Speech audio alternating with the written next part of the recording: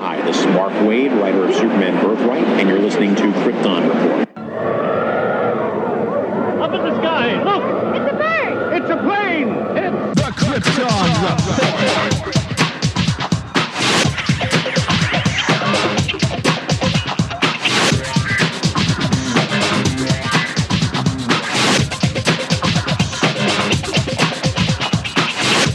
I am your host, Tyler, and welcome to Krypton Report, a podcast dedicated to all things Superman, Supergirl. We're going to look at the Supergirl TV series, as well as the Krypton TV series, anything that has to do with the characters in their world. Comics, movies, TV shows. We will talk about everything and anything. We are part of the Southgate Media Group podcasting network. You can find us on Instagram, Twitter, Facebook at Krypton Report. You can also email us at kryptonreportpod@gmail.com. If you get a chance to go over to iTunes, Apple Podcast, please leave us a review to help us get better. You can find me personal at JTYPatrick on Twitter and everything else. You can buy a Krypton Report t-shirt at tpublic.com. Check it out. They have all sizes, colors, styles of shirts. Just go to tpublic.com and search Krypton Report, and you'll see our logo. And every time you buy a shirt, it helps support other podcasts from southgatemedia.com. Thank you. Enjoy the show. Welcome to the Crisis episode of the Krypton Report. Not only will James and I be talking about Crisis on Earth X, because yes, this is a delayed episode, because I had been sick. It feels like the month of December and most of January has just been sickness all around. But I have a crisis of children at my house, and James has his children at his house. So we thought, what better way to discuss a crisis event than being in a midlife crisis of our own? So I want to welcome, as I've said, James Cole back to discuss the crossover event Crisis on Earth X. Welcome, James. Thank you. Thank you for having me back. Excited to talk about Crisis. Yeah, it's a crisis. You got sick kids at home. Everything's a crisis. Poor sick children I've had. I mean, it seems like every time I turn around, somebody was sick back and forth. Sick wife, sick myself. It's terrible how it passes down through the house. Even when you quarantine them, you're staying in this room only with a can of Lysol. All right, so we're going to jump into this. Yeah, I do that with my wife when it comes time to being sick. Yeah, I did that with Junia. I was like, nope, just stay in the bedroom, shut the door, locked. Yep. Okay, so real quick here, this is our fourth crossover event. Last year, just a quick rundown of your thoughts overall real quick with each crossover event we've had. Well, we started with Flash and Arrow. It was the first crossover that they had. And, it's pretty cool. It's, basically the year of seeing heroes fight, Yep. What would be the second year crossover? The second year is what they did with the Hawks. They did Vandal Savage, which was kind of like the backdoor intro for Legends. Yes. I thought that one was pretty good. A solid, 1 hour on one show, 1 hour on the other show. Yeah, it was a good stepping off point, too, bring Vandal Savage in the mix, be able to launch the Legends series. And then, last year, what do you think of last year's Invasion? Well, last year's Invasion, each episode was... And obviously, Supergirl's being it was like a 3 3/4 part, 3 1/8 part crossover. Yeah. The Supergirl crossover was when they came and got her, and she saw a couple of those breaches. But it's definitely it was really good. Each episode was specific to the show, which made it unique. All of them crossing over a story, but they all were specific to each episode for each show. You know what I mean? Like the Arrow. Because the Arrow was the 100th episode. Yes. They brought a lot of people back with it. So it was a special episode, but they did a really good job, keeping each one tied to the overall story, but each one had their own uniqueness for each show. I agree. I liked Invasion, other than they advertised it as a 4-part crossover, and Supergirl you could do without it because Pretty much. it's tying They nothing. exactly what happened in the Flash. Exactly. Like, And it was then- fine when they started it being before, but then they didn't really have to go back and show it again, you know? Yep. And then, of course, the Supergirl episode is when they had the whole Medusa virus that killed aliens, which would have been exactly what they needed to take on the Dominators, but they just happened to get rid of that virus right before the crossover. I heard that, but you know what? Different Earth, different alien invasion. I mean, what can you really do? It's really bad timing on their part.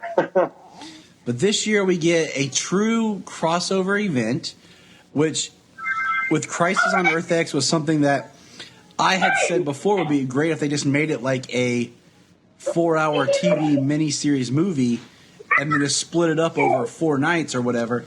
And that's basically what they did. You weren't sure which show you were watching, really, during the different parts of the different events. Yeah, it was nice to have the title sequence. It was just called Crisis on Earth X, like a TV movie. You know, Which is wasn't great, specific. But what's crazy is last year I went to Redbox one day and they had Invasion as a DVD in Redbox. And I was like, oh, that's cool. And I checked it out. And I've been looking and everything like this Crisis on Earth X deserves a like video release, or at least even a digital, of just all of it put together as one viewing experience instead of having to buy the individual episodes. Yeah, definitely with this year's crossover Crisis, you know, it was a TV movie. I mean, it was like when they had the part TV movies like the Odyssey back in the 90s. Oh, yeah. You know? With Armand Desante. Exactly. Yeah, I have that on DVD. I remember watching that. I was pumped to watch that. Me too.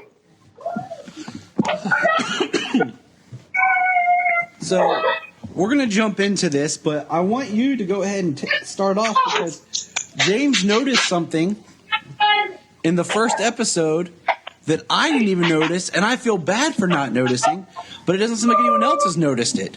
So, James, why don't you go ahead and wow everyone with what your keen superhero eye caught?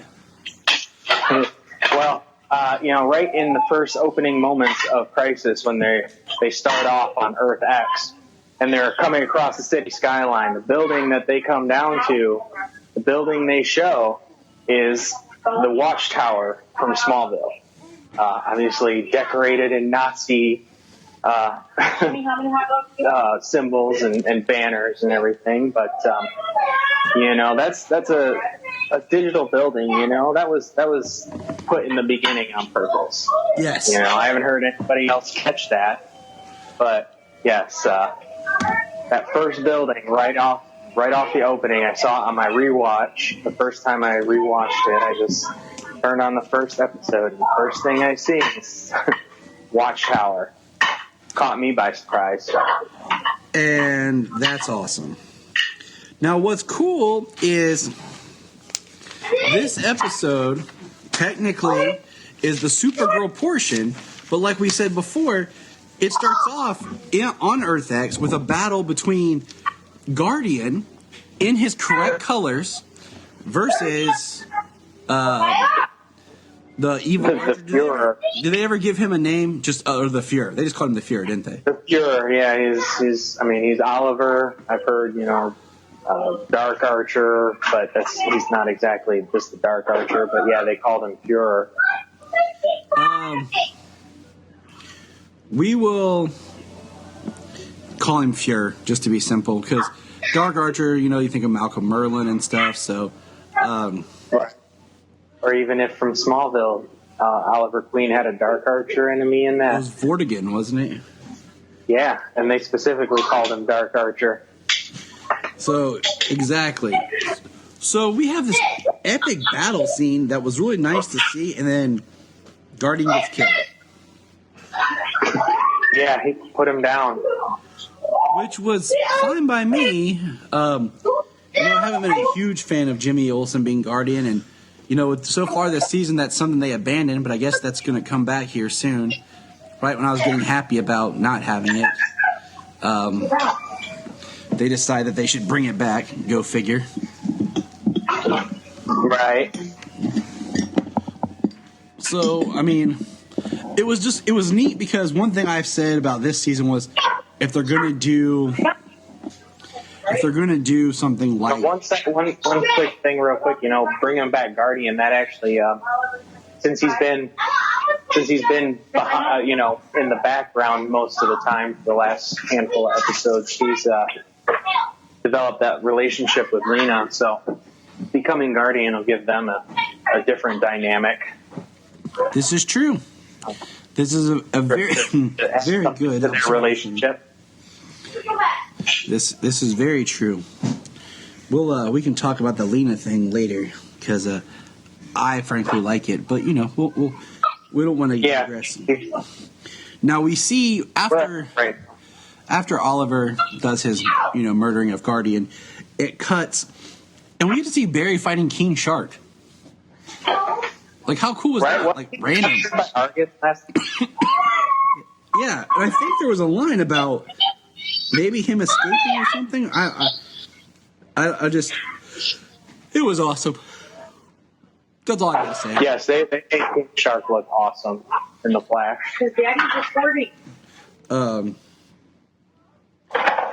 And it was really great because we saw that, then we get Supergirl.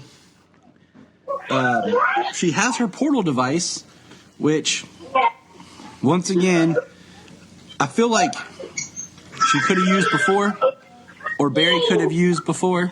Like, how... Okay, not to sidestep where we are in Flash, but I'm going to say this really quick. Barry's on trial.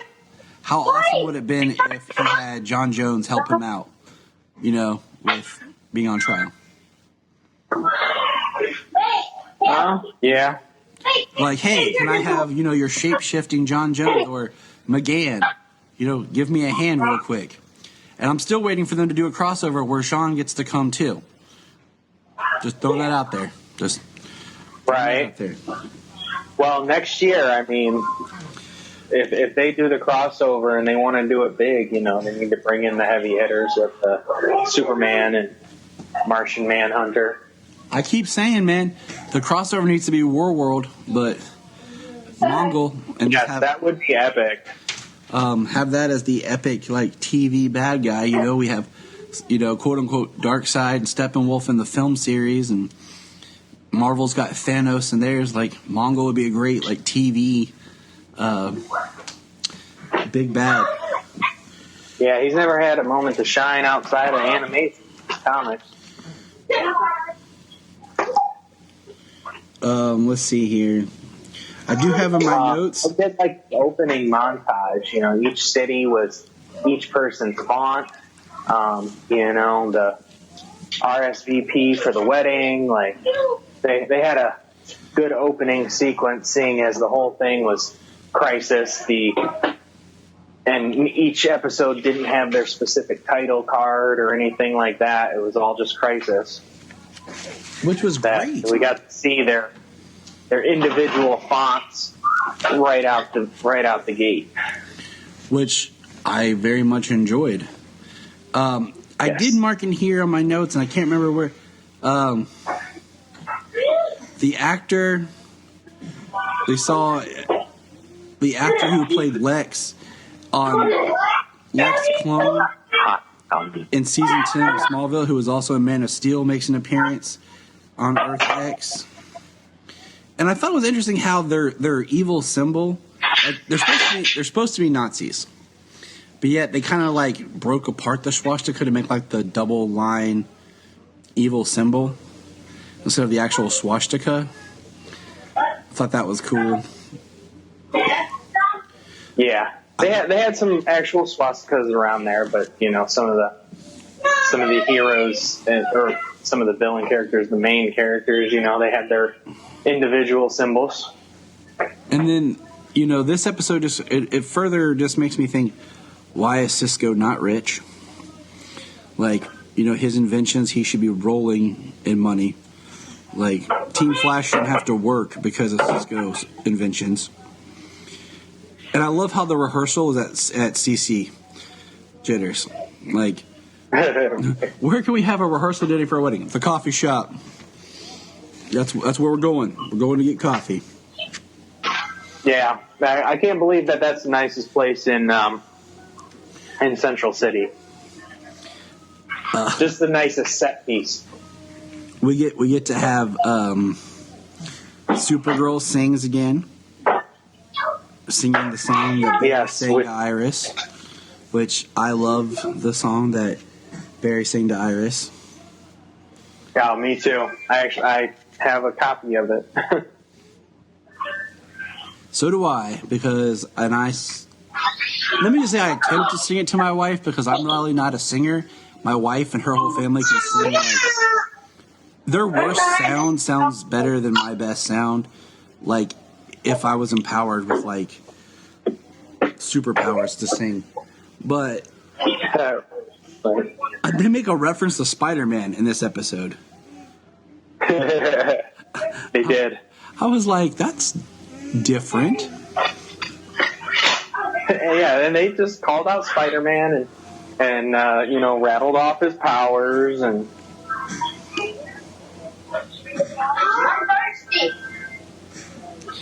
Let's see here.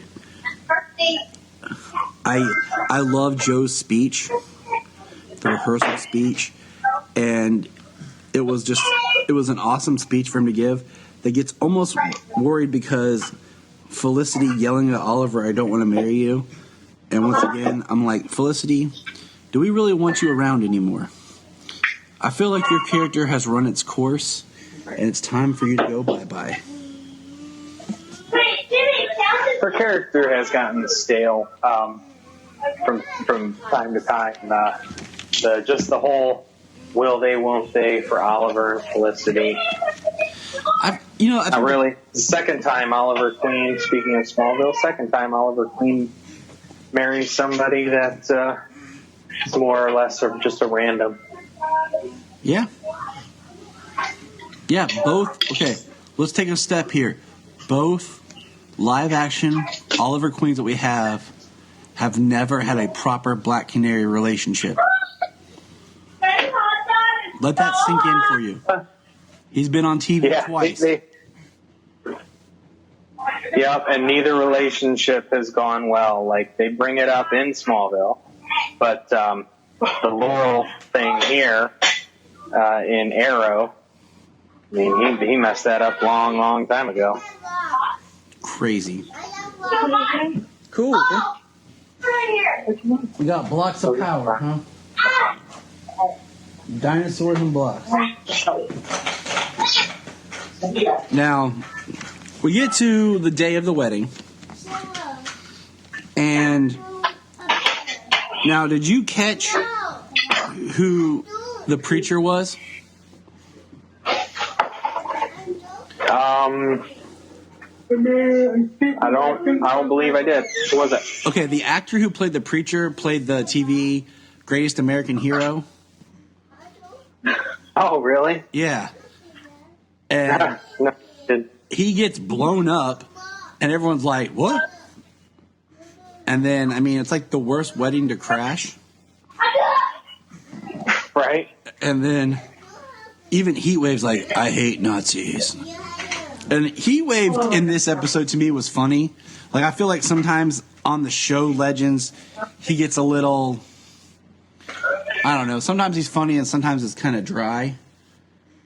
Right. But I enjoyed him, like, some of his quips in this.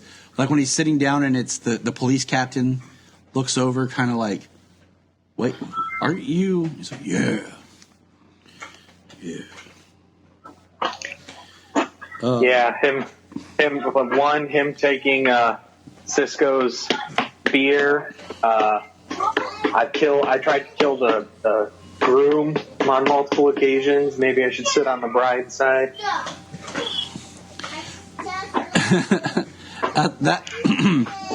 That's what I thought was funny. Were those things. Now, so we get the wedding crash by the Nazis, the heroes fight, and at this time, I hadn't watched all of Legends, so I didn't know that the Legends have... Also, I hate the fact they call themselves the Legends. That's just a side note. That they had their little, like, Men in Black mind eraser things, so they were able to erase everyone's mind who was at the wedding.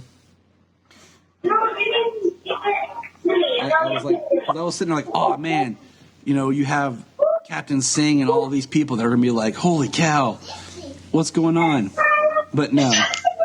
Right. Why does Oliver Queen, who's currently being investigated by the FBI, pull out a bow and arrow at a wedding? Yeah, in front of the police. But no, that was a nice little quip. So we have Supergirl battling Overgirl, which they don't call her that till like the 3rd episode or something. But I thought it was awesome. I liked the look of Overgirl. Yeah, they did a really good job. The characters, you know, how heartless and cold they were.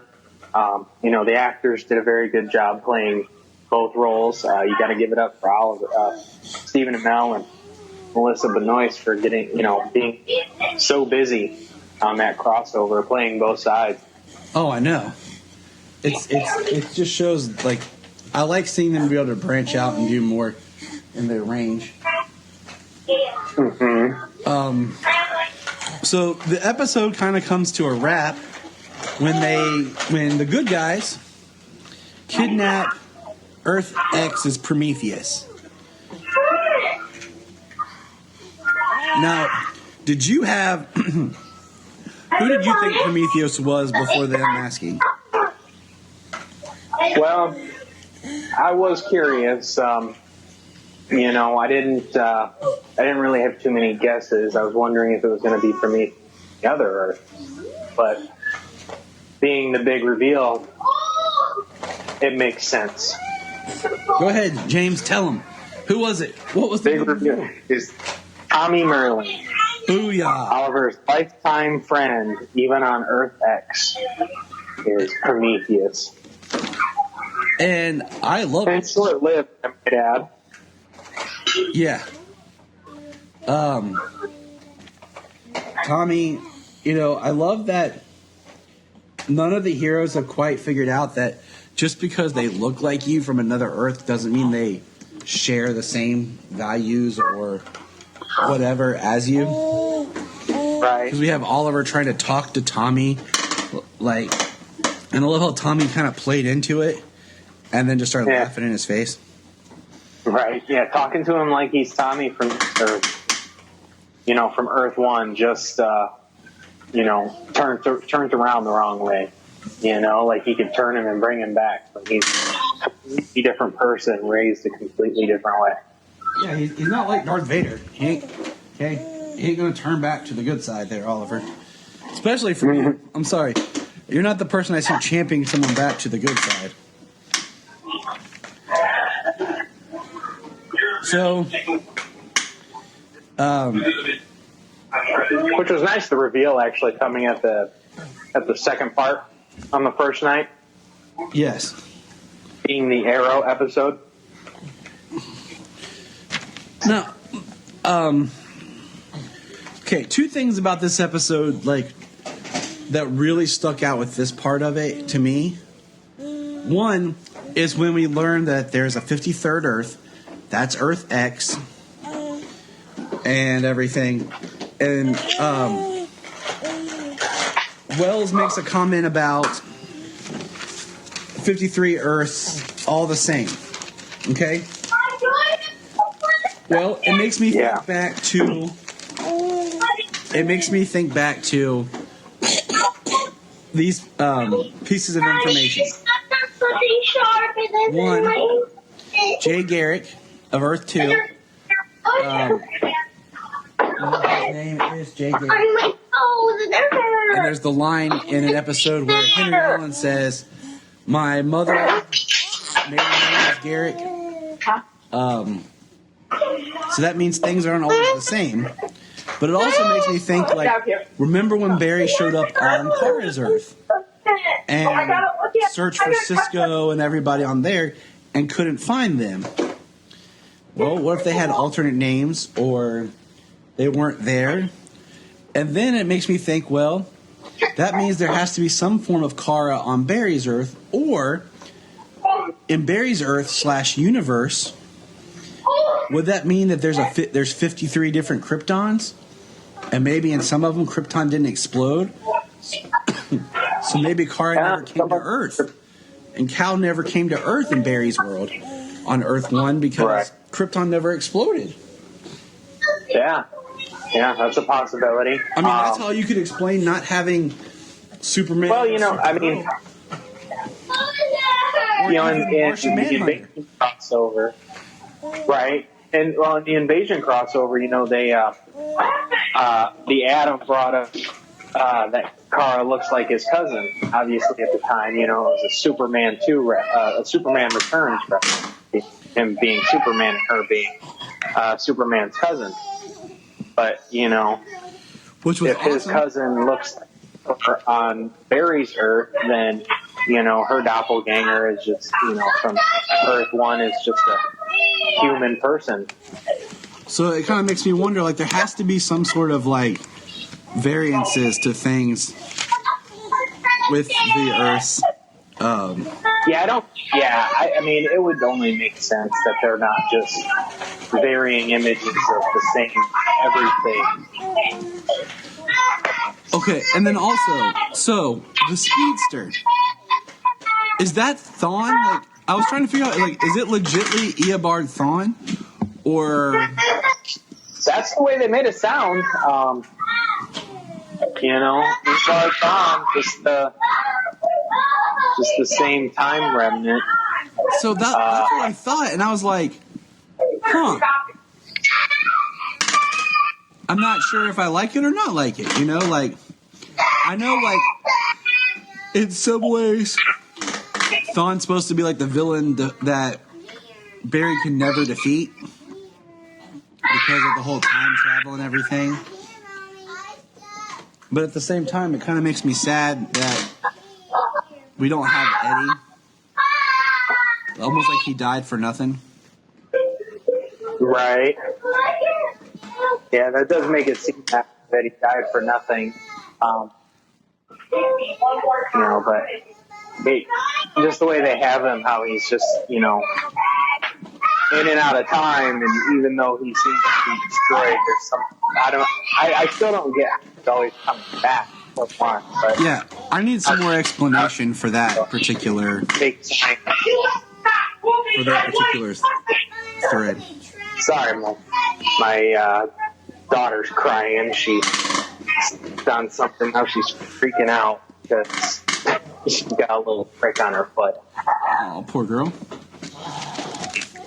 But yeah, the Thawne thing was something that I needed more explanation for, just because I was trying to piece it together if that was like the Thawne of that time or the same Thawne that we've been dealing with, who supposedly died in Legends as well. So yeah. Well, the thing that actually gets me the most is, in the first season when he took Wells' face, he actually had to do something to take his face. But now he comes back as Wells. Now, unless he did it from another time or something, like, what about he just Earth X as Wells? Regularly marked his face to just confuse Barry, because that's what his whole purpose is. They're trying to reveal more of their plan, I guess, like, about they're going to destroy, like, I don't know, like, I was kind of thinking they were going to go like a Crisis on Two Earths things, where they wanted to just destroy the multiverse. But that's not where they go. Yeah, the reveal of why they're there, Supergirl being sick, basically like an all-star Superman plot, honestly. You know, where she's dying because she got overexposed. Overexposed, yeah, like all-star Superman storyline, but for a bad girl. That's fun.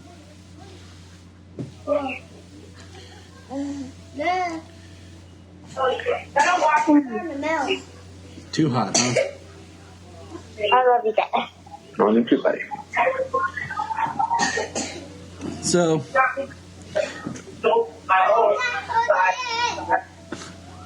we get this episode. We don't get Diggle, and I kind of wanted to see. Oh, excuse me. I kind of wanted to see the Amazo robot. Like, since we've kind of been retconning and fixing things that were done in the past, you know, we had the ship, the Amazo, and everything. Oh, yeah. I kind of wanted the android to show up. Well, you know, that would have been cool, but we also did get a cool robot show by the end of this part 2 episode. Yeah, we got in full Terminator mode. We got Metallo. We got full on Terminator Metallo. And then 100% robot, no human skin. And then soon we get a legit red tornado.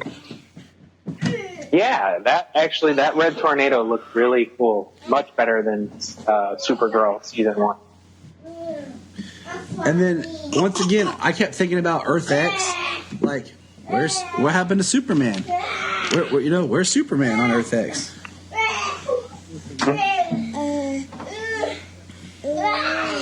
Now we do get.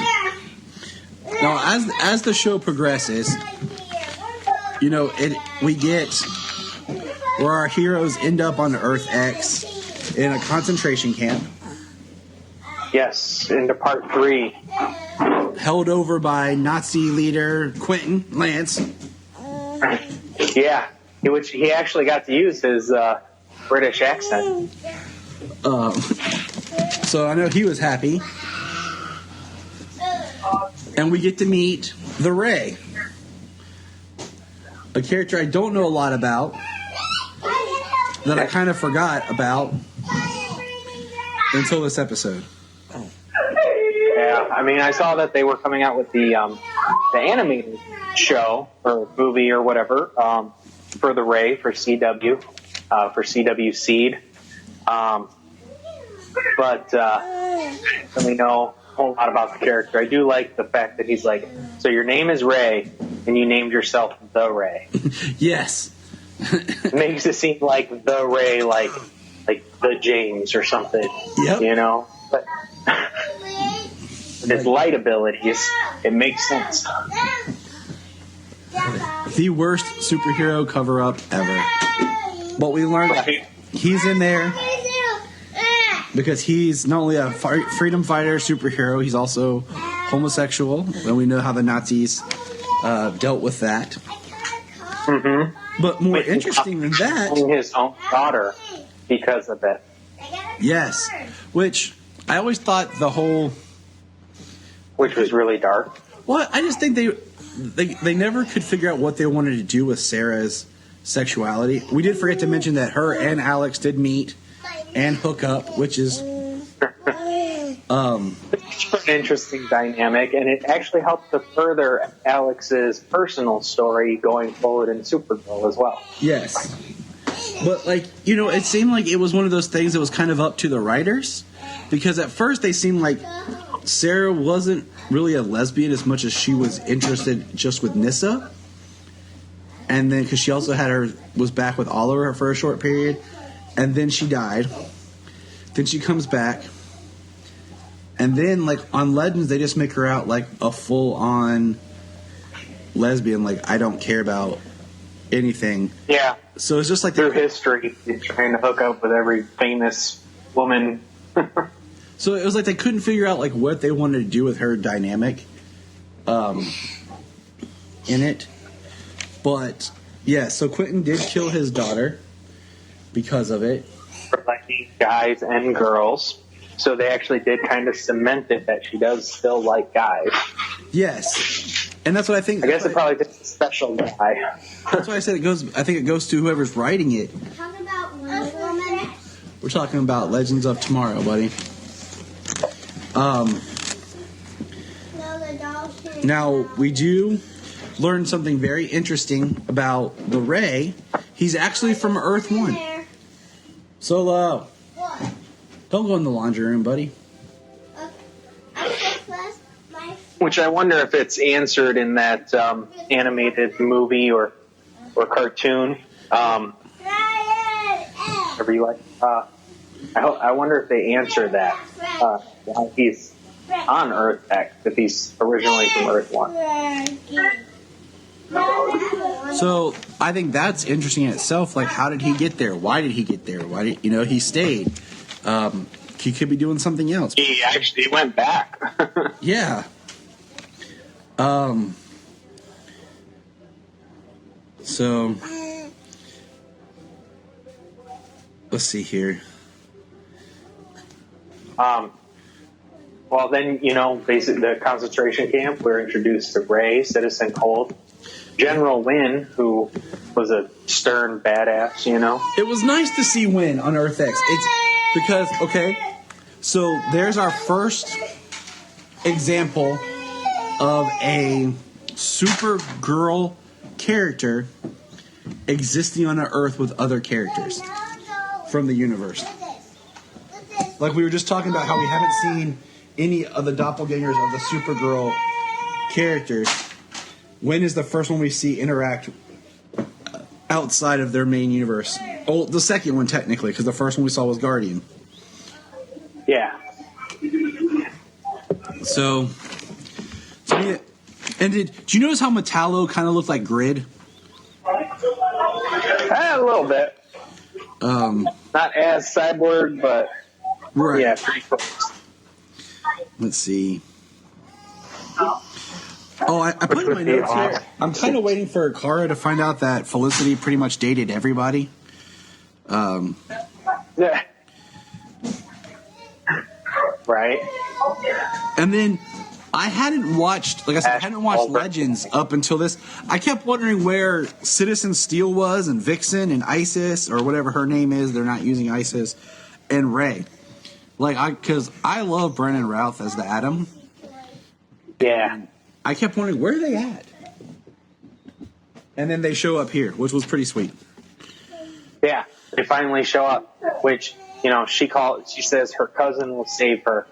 And Vaughn talking about Superman is awesome. But my cousin will save me and Brandon out. Kind of a callback to last year. The last year looks like my cousin. Yep. Now, in my notes, I can't tell if a page got ripped out or if I didn't section off where the next chapter started, because I had them all blocked out. But my notebook took some damage from my daughter. Well, we're in part 4 right now. That Because with Ray Palmer saving Supergirl. okay, because we're getting to one of my favorite lines in this whole amazing crossover. Solomon, calm down, buddy. Calm down, pal. I know it's exciting, but jeez. So we get the cool scene of all the heroes walking in slow-mo to fight the Earth Xers because Overgirl is dying. And the Fear wants to save who is his wife. So they found a way for Oliver to get to make out with Supergirl. Because Oliver's making his way through every woman on the show. I was waiting for him to start trying to hit on Laurel and Sarah's mom.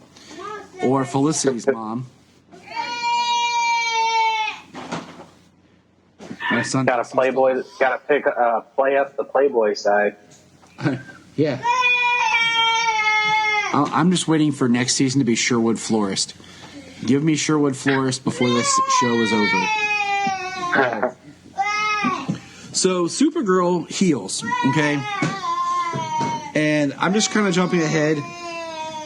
She flies and confronts Overgirl and says this great line of, General, care to step outside? Which is a callback to Superman 2. And it was amazing. Yes, that was a great one. Sayla.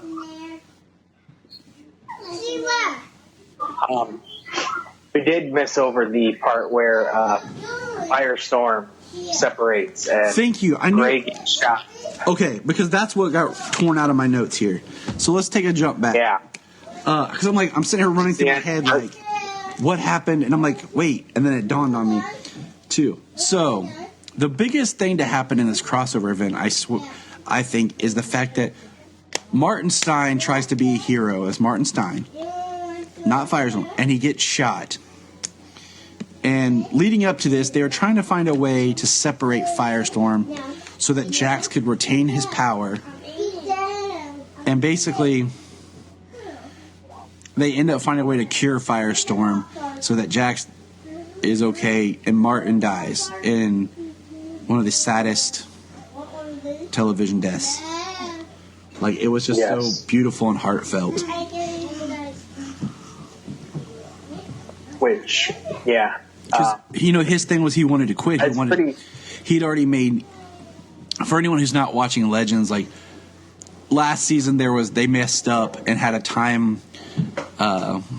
what's the term? A time change where Martin and his wife actually had a daughter, and the Legends didn't change it, and they let her live. And now Martin's going to be a grandfather, and that was part of his thing, is he wanted to go back and be with his grandchild and his daughter, and then he ends up dying. And it was sad. Which is kind of permanent, I mean, even in a comic book show, a lot of these times when these characters do die, they don't always come back.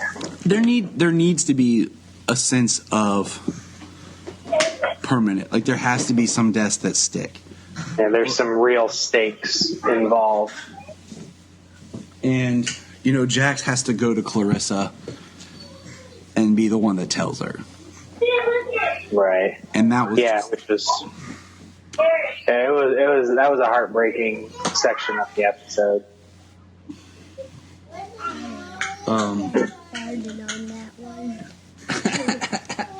But jumping ahead to where we are now, that leaves some room open on the Wave Rider, which we just got some recent news that Kid Flash, Wally West, is going to be more of a permanent position on Legends.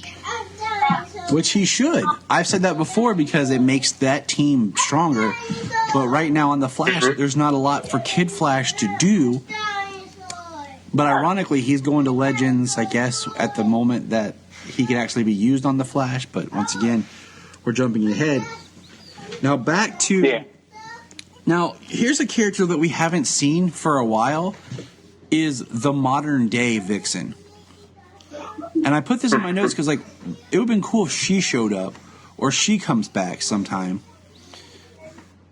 Because, even if Earth X would have had their version of Vixen, it would have been cool, and it was the modern day Vixen. Because she's just disappeared. Well, that might have been a little more hard to pull off considering the whole Nazi angle. True. But she could have been a freedom fighter. Yeah. Very well could have, yeah. She could have been there with Wynn. It would just been nice to see her come back around, Mm-hmm.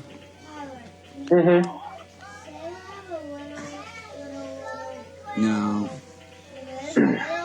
Yeah, she's still getting baby food, buddy. Now, here's the But then we get... I don't quite understand some of Cisco's powers to breach. Because... I say that because there are times where I feel like he could... when they were... he could open a breach in front of something and send it somewhere else. Like when they were chasing the Wave Rider. He could, he could have opened a breach could have flew in. He could have had it show up somewhere else. Or like when they're fighting anybody, if someone's coming after them, he could just open a breach and send them somewhere. Or do something where he opens a breach like Gypsy did, where they would jump in and then open one and they fall like from the sky. Right. We get another Superman reference with fly her up and away. Right. And then Supergirl, as she flies her up and away. Overgirl explodes. Supergirl comes falling back to Earth. Very Superman Returns reminiscent. Yep. Of unconscious, collapsing, falling back to Earth. And then boom, and a big puff of dirt and everything. And not as big as you would think, because then when you look down, when they pan down, Captain Steel, Citizen Steel? Yep. Is caught Kara. And he calls himself the Man of Steel. Yeah. I'm like, I guess he could get away with it, because, I mean, his last name even is Steel. Yeah. So, but I thought that was cool. He did catch her. And, that's a character I actually do really like on Legends. Is Citizen Steel. He was okay. He had some moments in the second season. I am currently not caught up on Legends. Literally, the most Legends I watched is the crossover this season so far. I did, and then I had some friends tell me that I needed to, so when everything went on break, I watched the episodes of Legends that were available still on the CW app. I think I've missed like one or two that I haven't seen that weren't on there anymore. So, and then I'm not sure how far it goes back on the CW app or on Hulu for the season. So basically, we learned that Citizen Cold is going to stay on the Wave Rider for some reason. The Ray is staying on Earth X. Then we finally get to see Diggle, where Barry runs and grabs Diggle and brings him to the park to marry Barry and Iris. And then Felicity has to be a attention hog again and asks Oliver to marry her. How kind of rude is that? Extremely rude. Like, it's the same thing as like, hold on, wait. It's the same thing as like asking someone to marry you at someone else's like wedding rehearsal or wedding day or whatever. Like, he kind of did it on the low, and he didn't want to really take away. He did it, but then she comes up, she does her yelling and I don't know. Like, I am so done with Felicity. Like, I think she should have died by now. Just because sometimes, look, I'm not heartless, but in superheroes, characters' death do drive a character, and we lost Moira, we lost, Laurel. Get rid of Felicity. It's time. But overall, what would you rate this on a 10-point scale? What would you rate this? Out of 10, my wife says a 7, but she didn't watch it. Well,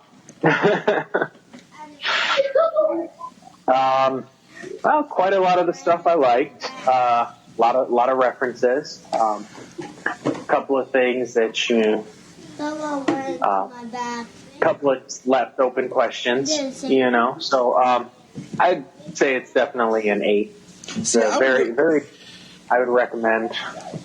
I give it an 8.5. Oh, like almost a 9. I think for a 1-point view, like for viewing, yeah. I think it would be kind of neat if you kind of maybe edited and tightened it up a little bit and made it more of a solid movie. But I really enjoy it. I highly recommend to anybody. If anyone's not watched the other shows, I think you can just jump in and enjoy this. I think the biggest show to have missed out on is Flash, just because it starts with, the wedding of Barry and Iris, and the other like little side stories about like what's going on with Alex and stuff like that. I think is pretty well explained in the story, so you don't have to really worry too much. Yeah, if it definitely will plug you into where every character is at in their own story. It did that very well. Sayla. Supergirl Sayla, come here. My little Supergirl, come here. So, any other final thoughts here? Because my crisis is about to erupt into a larger crisis here. I got a baby. I already had mine. You might hear it on the audio. Yeah, while you're listening to this. My baby she's starting to get to that point where she's ready to go down for the night. Right. So, any final thoughts on the epic crossover event? Excuse me. I would definitely recommend it. It would be really cool if they were to release it as a 4-part movie, no breaks, straight on through. Even if it's just digital. Take the crisis headline at each part, just straight on through. I'm even checking right now while we're talking to see if there was anything put like as a digital release, and there's not. Just the individual episodes. One thing on the stuff, they did have it. Watch Crisis on Earth X. It was its own thing, its own headline. It had its own title. It says Watch Crisis, and when you click on it, you go there. It's part 1 through 4. Right. You can watch the whole thing straight like that, but not as like. And it has the autoplay, so it'll go on for you. You don't even have to mess with it. But you just have the title sequence, which, like any of these shows, is short. They don't have a title sequence for shows anymore. I like that for some shows. I think these shows it works. Yes. And I like it for Supernatural. Yes.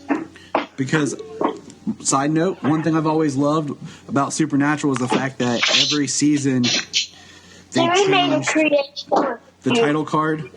So once you see that title card, you can kind of be like, oh, I know what season this is. And Arrow kind of did it. Like, they really didn't do it for season 1 and 2, but they did for 3. And then they did for 4 because they made it like a bright green arrow. But they didn't do it for Flash until now, this season. So I'll have to check out some of the old stuff and see, because I haven't rewatched any Flash. Arrow was my favorite for a long time. Arrow's such a weird show in the sense of Arrow was great, and then when the Flash started, the first half of season 3 is great, and then the back half, when it's all Ra's al Ghul stuff, it kind of falls apart. And then when they tried to lighten it up in season 4, and they did the Damien Dark, it really fell apart because they lost the idea of keeping Arrow as the grounded show, and they tried to make it more fantastical like the Flash, and it just didn't work. Then they brought it back down for season 5, which was and season 6, the best season since season 2. Yes, season 6 has been good. Top. But season 5 was great. Yeah. I think that if they would have done Damien Dark as the villain like they did for season 4 of Arrow, they needed to bring on a character like Constantine or Zatanna and had them the entire season and make it more of just magic, and made it more about Oliver having a kind of personal crisis with the idea that this is something bigger than him that he can't just punch his way out of. Right. And definitely should not have had Oliver on the island dealing with magic. He should have met Constantine when he was off the island, in China. Yeah. I feel like season 4 is just bad writing, almost the complete season.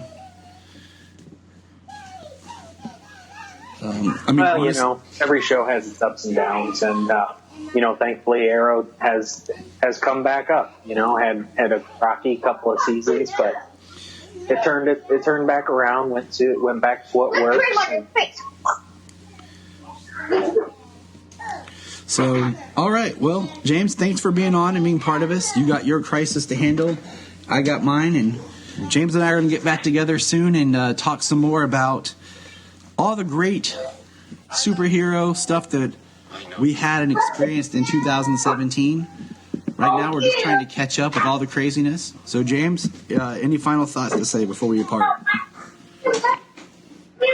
Well, I'm actually pretty good. If you wanna get in touch with me and talk about DC, the shows, comics, some stuff I keep up on, you can get in touch with me on Facebook, James Cole.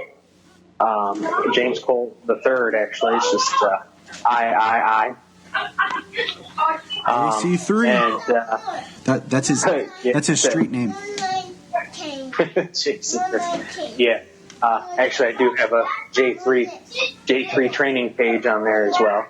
Oh yeah, that's definitely something we should talk about next time. Yeah, that might be another cast. Okay. There's a thin line between heroism and madness. Here the line fades to nothing at all. This is a world of capes and lunatics. And nothing is off limits. So be sure to check out Capes and Lunatics for all your nerdy needs and randomness, as well as many other awesome shows on the Southgate Media Network. If you have an interest, I bet we have a show. And you can find me on Capes and Lunatics. So until then, keep listening. You can find us on Instagram, Twitter, Facebook at Krypton Report. You can also email us at kryptonreportpod@gmail.com. If you get a chance to go over to iTunes, please leave us a review to help us get better. If you're an Amazon shopper, just remember you can go to southgatemediagroup.com. There's a portal, log into Amazon, and you'll shop into your account just regular, but it also helps keep all the podcasts on and helps keep Southgate running. Remember, look up in the sky.